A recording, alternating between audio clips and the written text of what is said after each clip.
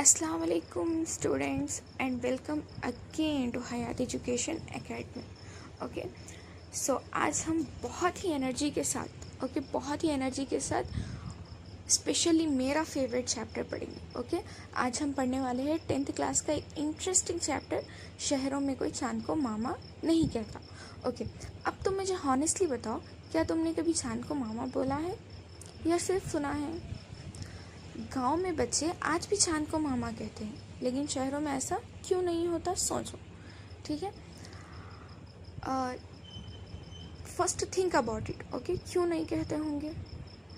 अब सुनो, ठीक है, यहाँ उधर क्या कहना चाहता है, लेकिन ध्यान रहे एग्जाम में सिर्फ स्टोरी नहीं, इसका रीज़न भी पूछा जाता है, ठीक है।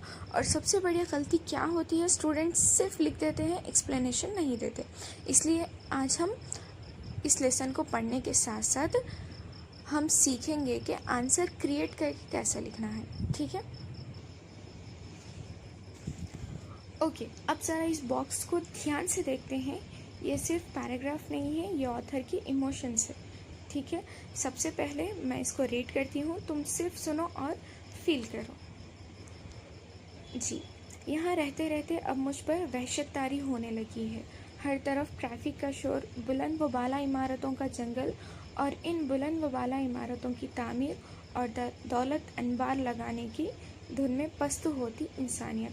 पहले जब मैं अपने गांव से आया था तो मजबूर, माजूर और गुर्बत के मारे सिसकते इंसानों के दुखों को देखकर दिल तड़प उठता था। लेकिन अब ऐसा महसूस होता है कि धीरे धीरे मेरा दिल भी पत्थर होने लगा है। बड़ी से बड़ी तकलीफ दा बात को देखकर भी सरसरी गुजर जाता हूँ। क्या कहूँ, बस मेरा गांव, मेरे लोग बहुत याद आते हैं। यहाँ तो ये हाल है कि ये अजब जहाँ है, ना ख़फ्स ना आशियाना, ठीक है। अब मुझे बताओ, ऑथर यहाँ खुश लग रहा है या उदास? ऑब्वियसली उदास, लेकिन क्यों? यहाँ ऑथर कह रहे हैं कि शहरों में रहकर इंसान धीरे धीरे फितरत से दूर हो गया है, ठीक है। सिंपली पहले लोग नेचर के करीब थे, रिश्तों में वार्मथ थी, यानी कि रिश्तों में जो थी एक गहराई थी। लेकिन अब सिर्फ बिजी लाइफ, बिल्डिंग्स और डिस्टेंस हो गई है, ठीक है। अब एक इम्पॉर्टेंट बात सुनो, चांद को मामा कहना सिर्फ एक लफ्ज़ नहीं है, ये एक्चुअली प्यार और कनेक्शन की निशानी है, ठीक है। ये हमारा प्रॉपर आंसर है। और एग्ज़ाम में सबसे बड़ी गलती क्या होती है, स्टूडेंट सिर्फ लाइन लिख देते हैं, मीनिंग नहीं समझाते, ठीक है। अगर तुमने सिर्फ कॉपी किया, मार्क्स कट होंगे। अगर तुमने एक्सप्लेन किया, तुम्हें फुल मार्क्स मिलेंगे, ठीक है। चलो एक छोटा सा क्वेश्चन, शहरों में इंसान किस चीज़ से दूर हो गया, ठीक है। कमेंट्स में लिखो, देखते हैं कौन समझाए, ठीक है। समझ आया?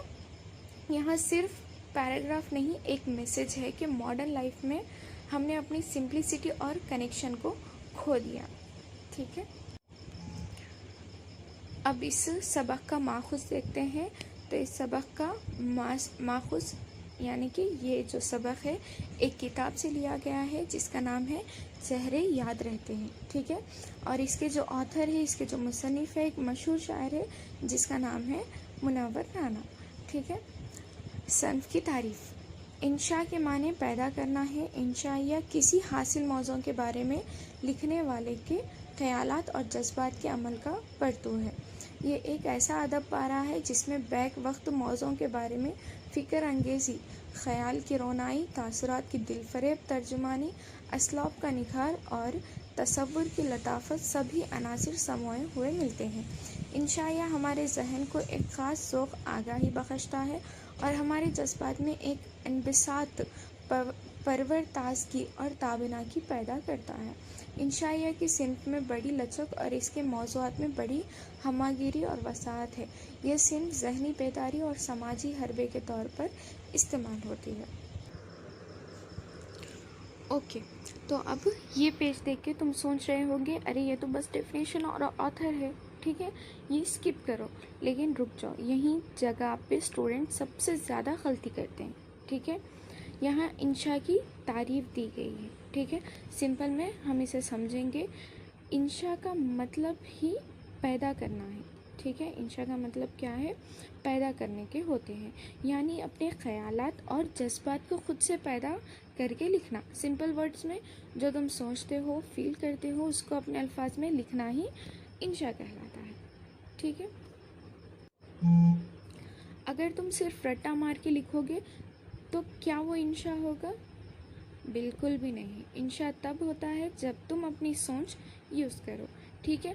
और एग्ज़ाम में क्या होता है, स्टूडेंट डेफिनेशन लिख के आ जाते हैं, लेकिन अगर तुम्हें एक लाइन अपनी तरफ से एक्सप्लेन कर दी तो डायरेक्टली वहाँ पे हमारा जो है इम्प्रेशन स्ट्रांग हो जाता है। ठीक है। अब ऑथर का तारुफ। ठीक है।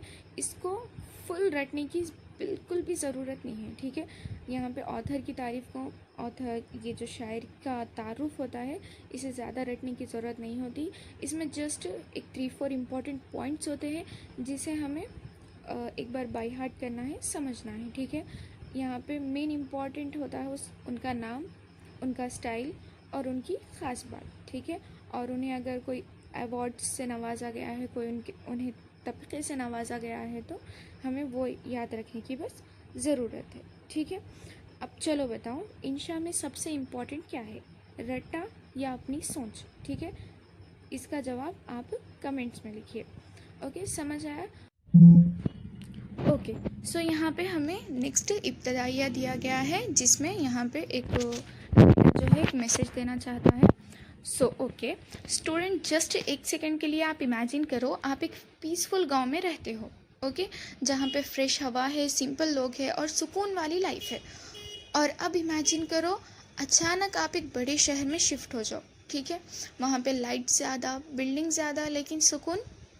Think about it. ओके, बस इसी कॉन्ट्रास्ट को राइटर ने इस इब्तदाइया में बहुत ब्यूटीफुली एक्सप्लेन किया है। ओके, नॉर्मली लोग बेटर लाइफ के लिए विलेजेस से सिटीज़ की तरफ जा रहे हैं। ओके, क्योंकि शहर में फैसिलिटीज़, जॉब्स और कंफर्ट जो है ज़्यादा मिलता है। लेकिन शहर की लाइफ में एक प्रॉब्लम भी है। ठीक है। वहाँ पे रश ज़्यादा होती है। ठीक है। और वहाँ पे सेल्फिशनेस ज़्यादा होती है। ठीक है। सब लोग अपना अपना देखते हैं। ठीक है। सेल्फिशनेस ज़्यादा होती है, अकेलापन ज़्यादा होता है। ठीक है। और रिलेशनशिप्स में डिस्टेंस होता है। ठीक है। सो राइटर क्या फील कर रहा है यहाँ पे? राइटर को लगता है कि मॉडर्न लाइफ में इंसान बिजी तो बहुत हो गया, लेकिन इमोशनली वीक हो गया। ठीक है। पहले लोगों में मोहब्बत, सिंप्लिसिटी और अपनापन होता था। अब हर बंदा सिर्फ अपने काम और प्रॉफिट के पीछे भाग रहा है। ओके, सो यहाँ राइटर डायरेक्ट सिटी को बुरा नहीं बोल रहा। ठीक है। यहाँ पे राइटर बिल्कुल भी सिटी को बुरा नहीं बोल रहा, बल्कि वो कंपेयर कर रहा है। ठीक है। डेवलपमेंट मिला, लेकिन इनर पीस खो दिया। ठीक है। सो मटेरियल कंफर्ट बढ़ गया, पर ह्यूमन कनेक्शन जो है कम हो गया। ओके, सो यहाँ पे हमारी ये जो स्टोरी है, ये इसी पर्पस, ओके, इसी पर्पस को इसका मेन पर्पस यही बताना है, विलेज और सिटी लाइफ का डिफरेंस दिखाना, सोसाइटी की चेंजेस, वैल्यू एक्सप्लेन करना और रीडर्स को सोचने पर मजबूर करना।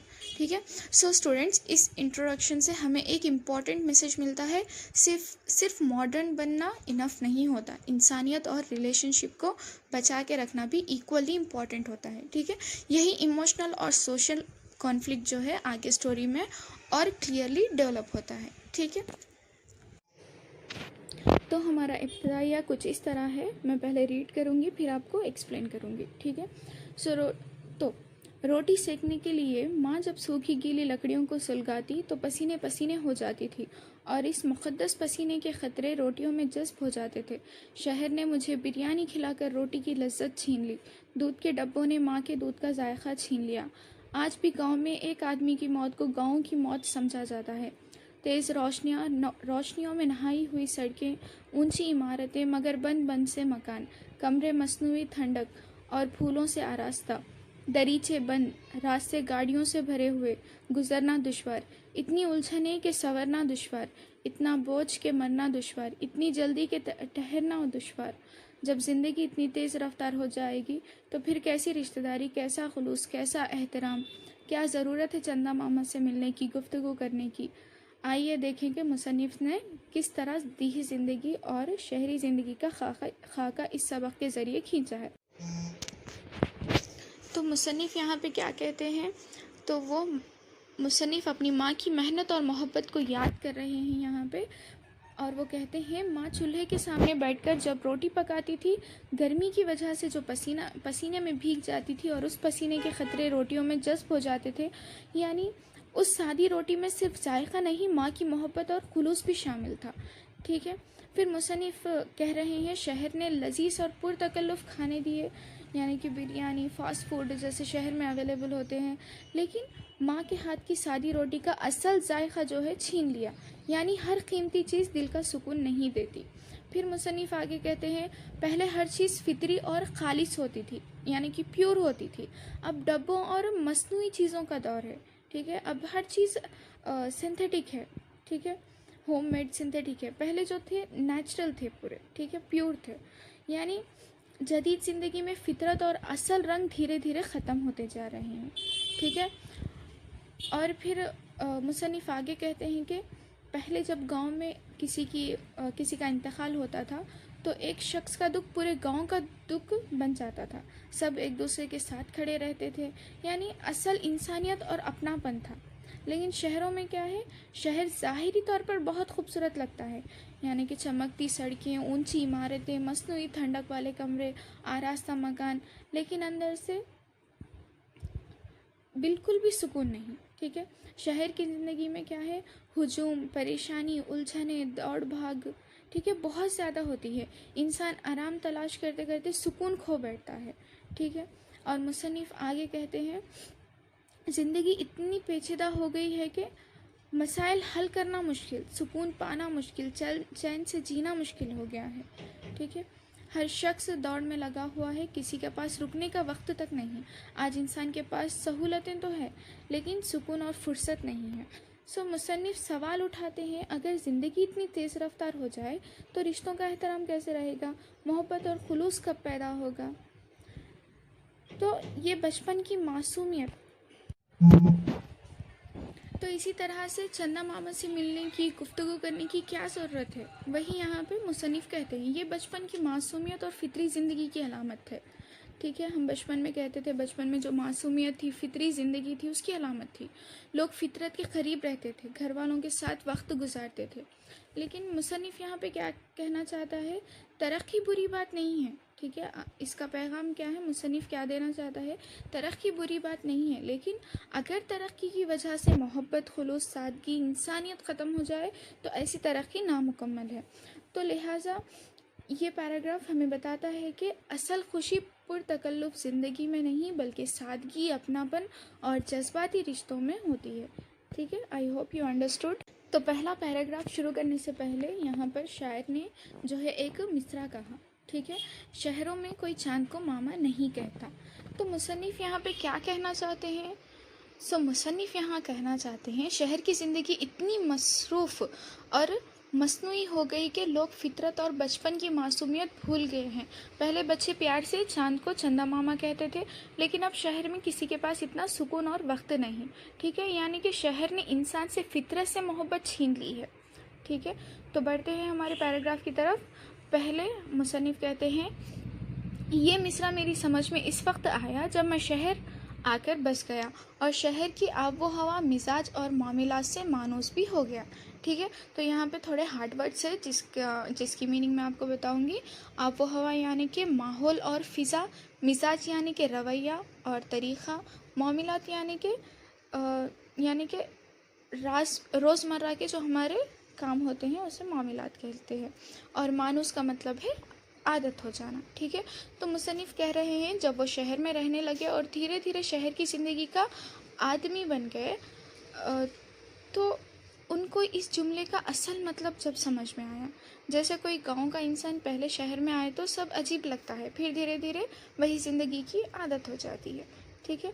तो इसी तरह से आगे मुसन्निफ़ कहते हैं यहाँ आकर ये बात भी समझ में आई कि शहर में आदमी वो तमाम बातें भूल जाता है जो इसे गांव की चौपालें सिखाती है। चौपालें यानी कि गांव में लोगों की बैठक, यानी कि गांव में जो वो चबूतरे होते हैं वहाँ पे जो बैठक करते हैं गांव के लोग, उसे हम चौपालें कहते हैं। ठीक है।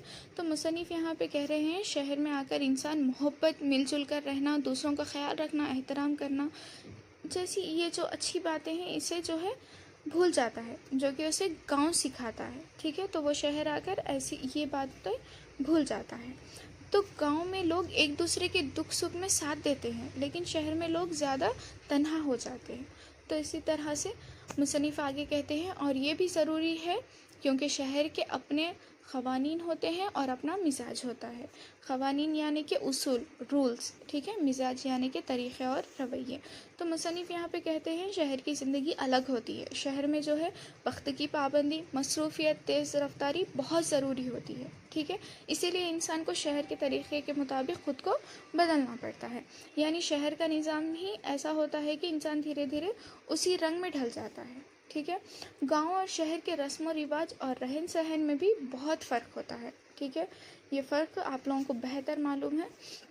तो रस्म व रिवाज यानी कि तहज़ीब और तरीक़े, यू नो वेरी वेल। और रहन सहन यानी कि हमारा जो लाइफ स्टाइल होता है और हमारा जो ज़िंदगी गुजारने का तरीक़ा है, उसे हम कहते हैं, ठीक है।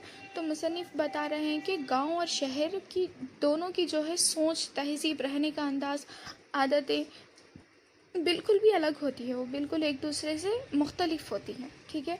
गांव में सादगी होती है और शहर में जो है चमक धमक और मसरूफ़ियत होती है, ठीक है। फिर आगे मुसन्निफ़ कहते हैं, आप अगर गौर करें तो देखेंगे देहात में घरों और दुकानों में ऐसे कैलेंडर होते हैं जिनमें शहर मौजूद होता है, ठीक है। शहर की इमारतें, शहर के लोग और शहर की शहाबत मौजूद होती है। तो मुसन्निफ़ यहाँ पे क्या कह रहे हैं, देहात यानी कि गांव। तो मुसन्निफ़ कहते हैं गांव के लोग शहर से मुतासिर होते हैं, ठीक है। इसीलिए वो क्या करते हैं, अपनी दुकानों में ऐसे कैलेंडर, ऐसी तस्वीरें और ऐसे पोस्टर्स लगाते हैं जिनमें ऊंची इमारतें, रोशन सड़कें और शहर की चमक धमक दिखाया जाता है, ठीक है। और शबाहत यानी कि तस्वीर और मंजर, ठीक है। तो गांव के लोग शहर की तरक्की और ख़ूबसूरती की निशानी समझते हैं, ठीक है। गांव के लोग क्या समझते हैं, शहर की इमारतें, शहर की जो तस्वीरें हैं, पोस्टर से वो लगाते हैं, इसे शहर की खूबसूरती समझते हैं। इसीलिए वो शहर के मनाजिर अपने घरों में लगाते हैं। जबकि शहर की दीवारें इन कैलेंडर से आरास्ता की जाती है जिनमें देहात मौजूद हो, देहात का मौसम और देहात का भोलपन दिखाया गया हो, ठीक है। तो आरास्ता यानी कि सजाना, ठीक है। आरास्ता यानी कि डेकोरेशन करने को हम कहते हैं। तो यहाँ मुसन्निफ़ क्या कर रहे हैं, मुसन्निफ़ बहुत खूबसूरत मुकाबला करते हैं यहाँ पे। शहर के लोग अपने घरों को गांव के मनाजिर, खेत, दरख्त, दरिया, हरियाली वाली तस्वीरों से सजाते हैं, क्योंकि शहर वाले सुकून और फितरत को तरसते हैं। जबकि शहर के लोग क्या करते हैं, गांव की सादगी, सुकून, मासूमियत, खालिस मोहब्बत को पसंद करते हैं, क्योंकि ये चीज़ें शहर की तेज़ रफ्तार ज़िंदगी में कम हो जाती हैं। यानी गांव वाले शहर की चमक चाहता है और शहर वाले गांव का सुकून। तो ओवरऑल मुसन्निफ़ जो है गांव और शहर की ज़िंदगी का मुकाबला करके बताना चाहते हैं कि शहर में तरक्की है लेकिन गांव में सुकून, मोहब्बत और अपनापन है। फिर दूसरे पैराग्राफ में शायर इस तरह कहते हैं कि लोग इस शहर को खुशहाल समझते हैं जो रात के वक्त भी जाग रहा होता है, ठीक है। खुशहाल यानी कि तरक्की याफ्ता और खुश जो होते हैं, ठीक है। जो हैप्पीनेस होती है उसे हम खुशहाल कहते हैं, ठीक है। तो मुसन्निफ़ यहाँ पे क्या कह रहे हैं, लोग उस शहर को तरक्की याफ्ता समझते हैं जो रात भर रोशन रहता है, जहाँ हर वक्त भीड़ और हलचल होती है, दुकान और सड़कें जागती रहती है। लेकिन मुसन्निफ़ इशारा देते हैं कि सिर्फ रोशनी और मसरूफ़ियत ही असल खुशहाली नहीं होती। आज भी बड़े शहरों को लोग तरक्की की निशानी समझते हैं क्योंकि वहाँ कभी सन्नाटा नहीं होता, ठीक है। फिर मुसन्निफ़ आगे लिखते हैं, मैं गांव में अक्सर सोचता रहता था कि शहर में लोग चाँद को गैर ज़रूरी चीज़ क्यों समझते हैं। तो मुसन्निफ़ यहाँ पे कहते हैं, जब वो गांव में थे तो वो हैरान होते थे, उनको लगता था कि चाँद इतनी खूबसूरत और प्यारी चीज़ है, फिर शहर के लोग उसकी तरफ तवज्जो क्यों नहीं देते। यानी कि गांव के लोग फितरत के करीब होते हैं, इसीलिए वो चाँद, सितारे और मौसम को महसूस करते हैं। लेकिन शहर के लोग जो है अपनी लाइफ में, अपनी ज़िंदगी में मसरूफ़ होते हैं, इसीलिए उनके पास उतना वक्त नहीं होता कि वो ऐसी चीज़ों को गौर करें। चाँद, सितारे, ऐसी चीज़ों को गौर करने का उन लोगों के पास जो है वक्त नहीं होता, ठीक है। फिर आगे मुसन्निफ़ लिखते हैं, शहर में आने के कुछ दिनों बाद तक तो मैं भी चाँद को चंदा मामा ही कहता था। तो मुसन्निफ़ यहाँ कह रहे हैं कि शहर में आने के बाद भी उनके अंदर गाँव की सादगी और बचपन ज़िंदा था। वो चाँद को प्यार से चंदा मामा कहते थे, फितरत से लगाव रखते थे, यानी उनके अंदर अभी देहात की मासूमियत बाकी थी। लेकिन रफ्ता रफ्ता जब शहर ने मुझे अपने सांचे में ढाल लिया, ठीक है, तो मैं ये भी भूल गया कि कभी चाँद से मेरी रिश्तेदारी भी थी। तो मुसन्निफ़ यहाँ पे क्या कह रहे हैं कि धीरे धीरे शहर की ज़िंदगी ने उनको भी अपने सांचे में ढाल लिया। वो भी मसरूफ़ हो गए, तेज़ रफ्तार ज़िंदगी का हिस्सा बन गए, शहर के रवैये उनकी आदत बन गए। तो माहौल इंसान पर बहुत असर डालता है, ठीक है। हम जैसे माहौल में रहते हैं, हम वैसे माहौल में ढल जाते हैं। तो यही यहाँ पर मुसन्निफ़ बता रहे हैं कि शहर की मसरूफ़ियत में वो इतना खो गए कि उनसे फितरत और बचपन से अपना जज्बाती रिश्ता ही भूल गए। चाँद से रिश्तेदारी का मतलब मासूमियत, सुकून, फितरत से मोहब्बत, बचपन की यादें।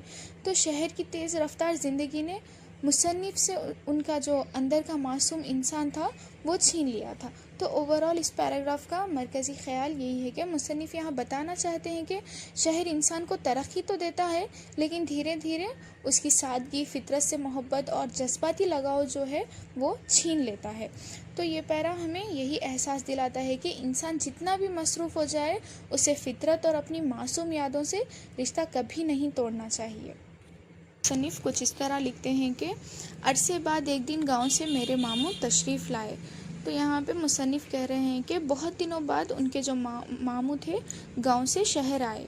उनको देखकर मुसन्निफ़ को अपना बचपन और गांव याद आ गया। और फिर वो आगे लिखते हैं, इन्हें देखकर याद आया कि कभी चाँद से मेरी रिश्तेदारी और बेतकल्लुफ़ी थी। बेतकल्लुफ़ी यानी कि अपनापन और ग़ुरबत, ठीक है। तो मुसन्निफ़ यहाँ कहते हैं कि मामू को देखकर मुसन्निफ़ को याद आ गया कि बचपन में चाँद उनके लिए सिर्फ़ आसमान का टुकड़ा नहीं था, बल्कि एक अपना रिश्तेदार, एक दोस्त, एक प्यारी चीज़ थे। यानी कि बचपन में हर चीज़ से हमारा जो है जज्बाती लगाव बढ़ जाता है, क्योंकि हम बहुत मासूम होते हैं, बहुत ही इनोसेंट होते हैं। तो हम हर चीज़ से ऑटोमेटिकली हमारा जो है इमोशनल अटैचमेंट हो जाता है, ठीक है। जैसे यहाँ मुसन्निफ़ को चाँद से एक इमोशनल अटैचमेंट है, एक जज्बाती लगाव है, वैसे ही हमें बचपन में बहुत सी चीज़ों से ऐसा इमोशनल अटैचमेंट हो जाता है। फिर मुसन्निफ़ आगे लिखते हैं, मैं सोचने लगा कि आखिर शहर में रहकर चाँद को भूलने की क्या वजह हो सकती है, ठीक है। तो मुसन्निफ़ यहाँ पे हैरान होते हैं और वो सोचते हैं, आखिर शहर में आकर लोग चाँद को भूल क्यों जाते हैं, फितरत से दूर क्यों हो जाते हैं।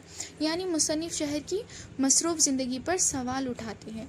कई दिनों तक गौर करने के बाद महसूस हुआ, तो मुसन्निफ़ ने बहुत सोचा और फिर उनको असल वजह समझ में आई। तो आप गेस कर सकते हैं यहाँ पे असल वजह क्या होगी।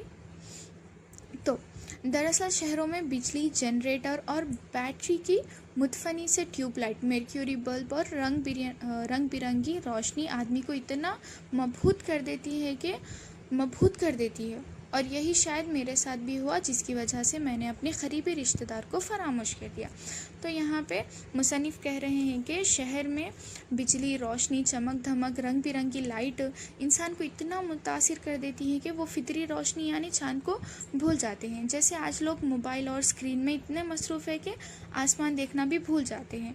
तो शायद यही वजह है कि और वो कहते हैं कि मुसन्निफ़ कहते हैं कि शहर की चमक धमक में उनको भी बदल दिया और उन्होंने चाँद जैसी प्यारी चीज़ को, जो कि जिसे वो अपना करीबी रिश्तेदार मानते थे, उसे फरामोश कर दिया, यानी कि भूल गए वो। यहाँ चाँद को रिश्तेदार कहकर मुसन्निफ़ ने बहुत खूबसूरत तशबीह की है, ठीक है।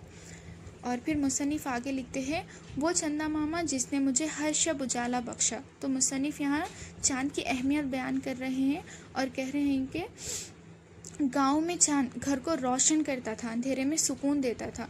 यानी कि पहले लोग फितरी चीज़ों के ज़्यादा क़रीब होते थे, ठीक है। फिर वो आगे लिखते हैं, कच्चे से घर में मिट्टी का एक नन्हा सा कमज़ोर दिया हवा की हल्की सी जुम्बिश से लरसता था। तो मुसन्निफ़ यहाँ अपने गांव का मंज़र बयान कर रहे हैं कि गांव में उनका एक कच्चा सा घर था, जिसमें एक मिट्टी का दिया था, जो कि हल्की सी हवा, यानी थोड़ी सी भी हल्की सी हवा से वो लरसता था, झिलमिलाता था, ठीक है। ये सब बहुत सादगी और सुकून भी दिखाता है। ठीक है, फिर मुसन्निफ़ आगे लिखते हैं, हर रोज़ शाम होते ही चंदा मामा जगमग जगमग करते मेरे घर को रोशन करते। तो मुसन्निफ़ यहाँ पे कहते हैं कि शाम होते ही चाँद की रोशनी उनके घर को नूर से भर देती थी, यानी कि उनको लगता था कि चाँद उनके घर का मेहमान बनकर आता है। फिर आगे वो कहते हैं, और मुझे कहानी सुनाने आ जाते। यहाँ मुसन्निफ़ ने अपने बचपन की मासूमियत बयान की है। ठीक है, और मासूमियत बयान की है और कहा कि उन्हें ऐसा लगता था कि चाँद उनका दोस्त है, उनसे बातें करता है और वो उन्हें रोज़ शाम होते ही, रात होते ही कहानियाँ सुनाता है। यानी कि बचपन की सोच ऐसी प्यारी और मासूम होती है, यहाँ पे ये मुसन्निफ़ बताना चाहते हैं। फिर मुसन्निफ़ आगे कहते हैं, चाँद में चरखे काटने वाली रिवायती बुढ़िया को मैंने कभी नहीं देखा। यानी कि रिवायत यानी कि पुरानी कहानियाँ। ठीक है, पुरानी कहानियों को रिवायती कहानियाँ कहते हैं। तो मुसन्निफ़ यहाँ कहते हैं, पुराने ज़माने में बच्चों को कहा जाता था कि चाँद में बुढ़िया चरखा काट रही होती है, लेकिन मुसन्निफ़ कहते हैं कि उन्होंने कभी उस बुढ़िया को नहीं देखा। और वो आगे लिखते हैं कि हाँ, चंदा मामा की रोशनी में मुझे दादी का चमकता हुआ चेहरा साफ दिखाई देने लगता था। तो मुसन्निफ़ यहाँ पे क्या कह रहे हैं, चाँद की रोशनी में अपनी दादी का प्यारा चेहरा याद आता था। मुसन्निफ़ को यहाँ अपनी दादी का चेहरा जो है चाँद की रोशनी में याद आता था, यानी चाँद की रोशनी, दादी की मोहब्बत, बचपन की यादें सब एक दूसरे से जुड़ी हुई है। फिर यहाँ आगे मुसन्निफ़ कहते हैं, मैं घर की आंगन में पलंग पर लेटा हुआ टुकुर टुकुर चंदा मामा को तकता तो मेरी आँखों की पुतलियों में मामू की तस्वीर उतर आती। तो यहाँ मुसन्निफ़ अपने बचपन के मंज़र को यहाँ पे बयान करते हैं और वो कहते हैं कि वो आंगन में लेटे हुए चाँद को प्यार से देखा करते थे और चाँद को देखकर उनको अपने मामू याद आ जाते थे, क्योंकि चाँद और मामू दोनों उनको बहुत ही प्यारे लगते थे, इसीलिए वो चाँद को देखकर अपने मामू को याद करते थे। और फिर वो आगे लिखते हैं, और माँ जब ये तस्वीर देखती तो मैं इसे हूबहू चाँद जैसा दिखाई देता था। हूबहू यानी कि बिल्कुल same as it is. Okay, तो यहाँ माँ कहती थी कि मुसन्निफ़ बिल्कुल चाँद की तरह प्यारे और रोशन लगते हैं। और फिर मुसन्निफ़ आगे कहते हैं, मिट्टी के बने चूल्हे पर जब आग तवे को दहकाती और चिंगारियाँ तवे पर रक़्स करने लगती तो ऐसा लगता कि तवा मुस्कुरा रहा है। तो मुसन्निफ़ गांव की रसोई को, यानी जो किचन है, उसके खूबसूरत मंज़र को यहाँ पे बयान करते हैं, जैसे कि चूल्हा, तवा, चिंगारियाँ सब ज़िंदगी और गर्माहट को दिखाते हैं। तो यहाँ मुसन्निफ़ ने तवे को इंसान की तरह बयान किया है कि उनको लगता था कि घर का माहौल इतना प्यारा है कि बेजान चीज़ भी मुस्कुरा रही है। फिर वो आगे लिखते हैं, रोटी सेकने के लिए माँ जब सूखी गीली लकड़ियों को सुलगाती तो पसीने पसीने हो जाती और इसके मुक़द्दस पसीने के ख़तरे रोटियों में जज्ब हो जाते हैं। तो यहाँ माँ बहुत मेहनत से रोटी पकाती थी। लकड़ियाँ जलाना, चूल्हे की गर्मी सहना, ये सब एक मुश्किल काम है। तो मुसन्निफ़ यहाँ पे कह रहे हैं कि माँ की मेहनत और मोहब्बत रोटी में शामिल हो जाती थी, इसीलिए वो रोटी बहुत लजीज लगती थी। फिर वो आगे लिखते हैं, शहर ने मुझे बिरयानी खिलाकर रोटी की लज्जत छीन ली। तो यहाँ मुसन्निफ़ कहते हैं, शहर ने उनको लजीज खाने तो दिए, लेकिन माँ के हाथ की जो सादी रोटी का असल जायका था वो छीन लिया। यानी कि हर कीमती चीज़ दिल का सुकून नहीं देती, यहाँ पे मुसन्निफ़ कहना चाहते हैं। फिर वो आगे लिखते हैं, दूध के डब्बों ने माँ के दूध का जो है जायका छीन लिया। तो मुसन्निफ़ मस्नूई चीज़ों पर यहाँ पे तनकीद कर रहे हैं। ठीक है, जो सिंथेटिक चीज़ें हैं आजकल, मैन मेड चीज़ें हैं, उस पर वो तनकीद करते हैं। जैसे कि पैकेट और डब्बों वाली चीज़ों ने फितरी मोहब्बत, खालिसपन, माँ का जज्बा, ये सब क्या किया, कम कर दिया। यानी जदीद ज़िंदगी में असल मोहब्बत और फितरत धीरे धीरे जो है कम होती जा रही है। यही यहाँ पे मुसन्निफ़ बताना चाहते हैं। सो स्टूडेंट्स, आज के लेक्चर में हमने देखा कि मुसन्निफ़ ने गांव की सादगी, माँ की मोहब्बत और चाँद से अपने जज्बाती रिश्ते को कितने खूबसूरत अंदाज में बयान किया, और ये भी समझा कि शहर की चमक धमक इंसान को धीरे धीरे फितरत और अपनेपन से दूर कर देती है। उम्मीद है आज का ये जो लेक्चर है आपको अच्छी तरह समझ में आया होगा। तो आज के लिए बस इतना ही। इंशाल्लाह अगले लेक्चर में हम इस सबक का अगला हिस्सा जो है बहुत ही आसानी से और दिलचस्प अंदाज में पढ़ेंगे। अगर आपको ये लेक्चर पसंद आया तो वीडियो को लाइक करिए, चैनल को फॉलो और सब्सक्राइब कीजिए और बेल आइकन दबाना मत भूलिए, ताकि हर नए लेक्चर आप तक सबसे पहले पहुँचे। तब तक के लिए अल्लाह हाफिज़।